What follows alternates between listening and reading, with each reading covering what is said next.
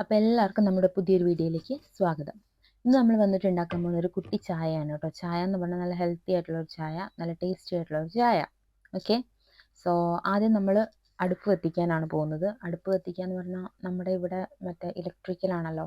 അപ്പം ഞാൻ എപ്പോഴും എനിക്കിതിൻ്റെ ആ ഒരു എന്താ പറയുക, വെക്കുന്ന ട്രേ മാറിപ്പോവും. എന്ന് വെച്ചാൽ ഞാൻ അപ്പുറത്തേലും ഇപ്പുറത്തേലൊക്കെ കത്തിക്കും കേട്ടോ. സോ എനിവേ ഞാനത് തീ കത്തിച്ചിട്ട് അതിലേക്ക് വെള്ളം ഒഴിച്ചെന്ന് പറഞ്ഞാൽ ഞാനൊരു 500 ml വെള്ളമാണ് അതിലേക്ക് ഒഴിച്ചിട്ടുള്ളത് കേട്ടോ. അപ്പോൾ ഇപ്പം നമ്മൾ ഈ വെള്ളം എടുത്തിട്ട് നമ്മൾ അതിന് ചെറുതായിട്ട് വറ്റിച്ചെടുക്കുക, അത്രയേ ഉള്ളൂ. അപ്പോൾ അതിലേക്ക് ഞാനൊരു 3 ഏലക്ക, ഒരു സ്റ്റാർ അനൈസ്, ഒരു ചെറിയ പീസ് കറുവപ്പട്ട, പിന്നെ ഒരു 3 ഗ്രാമ്പൂ, പിന്നെ ഇഞ്ചിയാണ് എടുത്തേക്കുന്നത്. അപ്പോൾ ഇത് നിങ്ങൾക്ക് ഇടുമ്പോൾ വേണമെങ്കിൽ ചതച്ചിട്ടിടാം. അപ്പോൾ കുറച്ചുകൂടെ ആ ഫ്ലേവർ നന്നായിട്ട് ഇറങ്ങി കിട്ടും. അതല്ലെങ്കിൽ നമുക്ക് ഇങ്ങനെ തന്നെ ഇടാം. അപ്പോൾ ഇതിനെ നമ്മൾ നന്നായിട്ട് അടുപ്പത്ത് വെച്ച് നല്ലതുപോലെ ഒന്ന് തിളപ്പിച്ചെടുക്കുന്നുണ്ട്.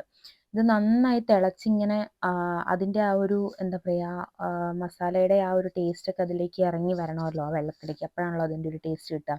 പിന്നെ ഈ ചായപ്പൊടി ഞാൻ ആക്ച്വലി നേരത്തെയാണ് ഇടാറ് ചായപ്പൊടി. കാരണം അതിൻ്റെ എനിക്ക് ആ ചായയുടെ ആ ഒരു ഇതൊക്കെ മട്ടൊക്കെ ഇതിലേക്ക് ഇറങ്ങിയിട്ടുള്ള ഒരു ടേസ്റ്റ് ഇഷ്ടമാണ്. അതുകൊണ്ടാണ്. ചിലർ ആക്ച്വലി ചായ വെള്ളം തിളച്ച് കഴിഞ്ഞിട്ടാണ് ചായപ്പൊടി ഇടാറ്. അതൊക്കെ നിങ്ങളുടെ ഓരോരുത്തരുടെ ഇഷ്ടമാണ് കേട്ടോ.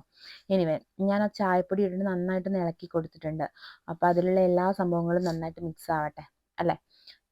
അതിനുശേഷം നമ്മളൊരു ഗ്ലാസ് എടുക്കണം. നമ്മൾ ഏത് ചായ ഗ്ലാസ്സിലേക്കാണോ ചായ പകർത്താൻ ഉദ്ദേശിക്കുന്നത് ആ ഗ്ലാസ്സിലേക്ക് നമുക്ക് ആവശ്യമുള്ള പഞ്ചസാര ഇടാം. അപ്പം ഞാനിവിടെ ബ്രൗൺ ഷുഗറാണ് എടുക്കാറ്. ഞാൻ വൈറ്റ് ഷുഗർ കഴിക്കാറില്ല. ഷുഗറേ കഴിക്കാറില്ല, പിന്നെ വൈറ്റ് ഷുഗർ ഒട്ടും കഴിക്കാറില്ല. അപ്പോൾ ബ്രൗൺ ഷുഗർ എടുത്തു. അതിലേക്ക് ഒരു 2-3 മിൻറ്റിൻ്റെ ലീഫ് ഇട്ട് കൊടുക്കുക. അതിലേക്ക് ഒരു ചെറിയ നാരങ്ങ കഷ്ണം മുറിച്ചിട്ട് അതും ഇട്ട് കൊടുക്കുക. അപ്പം നമുക്ക് എത്ര ഗ്ലാസ് ചായ വേണോ അതനുസരിച്ച് നമുക്കത് ഇടാം കേട്ടോ.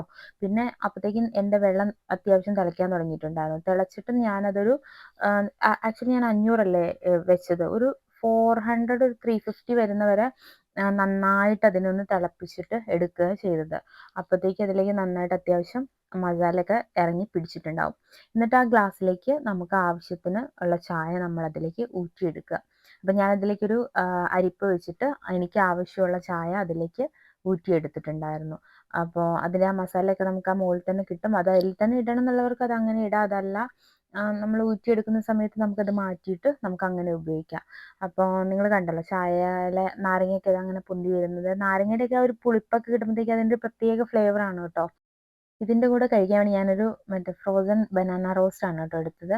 ഇനി അതെടുത്തു. അപ്പോൾ ഇങ്ങനെയാണ് അത് ഫ്രോസൺ ആയിട്ട് കിട്ടുന്നത്. പിന്നെ നമ്മളതിനെ ചൂടാക്കി വരുമ്പോഴത്തേക്ക് എനിക്ക് നന്നായിട്ട് തന്നെ കിട്ടി. അപ്പോൾ ഞാൻ ഓവനിൽ വെച്ചൊരു 2 മിനിറ്റ്സ് അപ്രോക്സ് വേവിച്ചെടുത്തിട്ടുണ്ടായിരുന്നു കേട്ടോ. എനിവേ അതും ചായയും കൂടിയാണ് ഞാൻ ഇന്ന് ട്രൈ ചെയ്യാൻ പോകുന്നത്. എന്നാൽ പിന്നെ നമുക്കൊന്ന് കുടിച്ച് നോക്കിയാലോ. നോക്കാം അല്ലേ. സോ അപ്പോൾ നമ്മുടെ ചായ ഇവിടെ റെഡി ആയിട്ടുണ്ട്. അപ്പോൾ ഇതാണെങ്കിൽ ഇപ്പോൾ തണുക്കാൻ തുടങ്ങിയിട്ടുണ്ടാവും. കാരണം കുറച്ച് നേരം ഞാൻ ഇത് ഉണ്ടാക്കി വെച്ചിട്ട് നമുക്കിത് കുടിച്ച് നോക്കാം.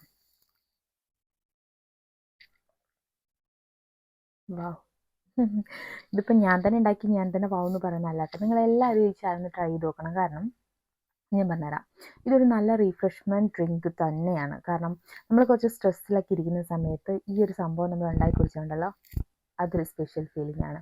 അപ്പം ഞാനിതിൽ ആഡ് ചെയ്തേക്കുന്നതെല്ലാം നമ്മുടെ ഒരു മസാല ചായ ആ ഒരു ടൈപ്പിലേക്കാണ് ഇത് പോകുന്നത്. എനിവേ ഇതെൻ്റെ ഒരു ഫ്രണ്ടാണ് കേട്ടോ. സത്യത്തിൽ ഞാൻ അവളുടെ വീട്ടിൽ ചെന്ന സമയത്താണ് എനിക്ക് ആദ്യമായിട്ട് ഈ സംഭവം കിട്ടുന്നത്. പക്ഷെ അന്ന് ഞാനിത് വല്ലാണ്ട് എൻജോയ് ചെയ്തു. കാരണം ഞാൻ അവളോട് ചോദിച്ചു, ഒരു ഗ്ലാസും കൂടി എനിക്ക് തരുമോ എന്ന് ചോദിച്ചു. കാരണം അതിൻ്റെ ടേസ്റ്റ് കൊണ്ട് തന്നെയാണ് കേട്ടോ.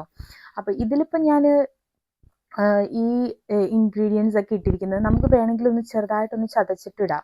പക്ഷെ എൻ്റെ കയ്യിൽ ചതയ്ക്കുന്ന സംഭവങ്ങളൊന്നും ഉണ്ടായിരുന്നില്ല. അതുകൊണ്ടാണ് ഞാൻ ഡയറക്റ്റ് ഇട്ടത്. അപ്പം അതൊന്ന് ചതച്ചിട്ടിടുകയാണെങ്കിൽ അതിൻ്റെ ആ ഒരു ഫ്ലേവറൊക്കെ നന്നായിട്ട് അതിലേക്ക് ഇറങ്ങും. പക്ഷെ ഇത് ഇല്ലയെന്നല്ല കേട്ടോ, ഇതിൽ അത്യാവശ്യം നന്നായിട്ട് തന്നെ ഇറങ്ങിയിട്ടുണ്ട്.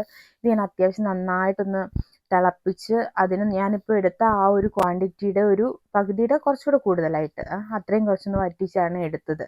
സോ അതുകൊണ്ട് തന്നെ അതിലേക്ക് എല്ലാ ഫ്ലേവേഴ്സും നന്നായിട്ട് തന്നെ ഇറങ്ങിയിട്ടുണ്ട് കേട്ടോ. അപ്പോൾ ഇതിൽ വന്നിട്ട് ഇതിൻ്റെ കൂടെ ഞാൻ കഴിക്കാൻ വേണ്ടിയിട്ടത് ഫ്രോസൺ നമ്മുടെ പഴം നിറച്ചതാണ്. ഞാനത് പഴംപൊരിയാന്ന് വിചാരിച്ചാണ് വാങ്ങിച്ചത്, പക്ഷെ പഴം നിറച്ചതാണ് കേട്ടോ. അപ്പോൾ നമുക്ക് കഴിക്കാം അല്ലേ. അപ്പോൾ ഇതിനെ നമ്മൾ അത്യാവശ്യം നല്ല ചൂടുണ്ട്, നമ്മളിങ്ങനെ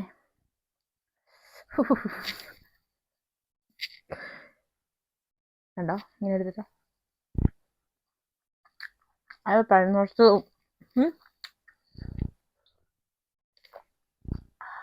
അന്തസ്. ഇതാണ് അന്തസ്. ഓക്കെ, അപ്പോൾ ഇന്നത്തെ വീഡിയോ ഇത്രയേ ഉള്ളൂ. എൻ്റെ കുട്ടി വീഡിയോ ഇഷ്ടമായെങ്കിൽ എല്ലാവരും മറക്കാതെ ചാനൽ സബ്സ്ക്രൈബ് ചെയ്യുക. പിന്നെ ഇത് എല്ലാവരും ഒന്ന് ട്രൈ ചെയ്ത് നോക്കണം കേട്ടോ. നിങ്ങൾ ട്രൈ ചെയ്ത് നോക്കിയിട്ട് നിങ്ങളുടെ കമൻറ്റ് എന്തായാലും അറിയിക്കണം.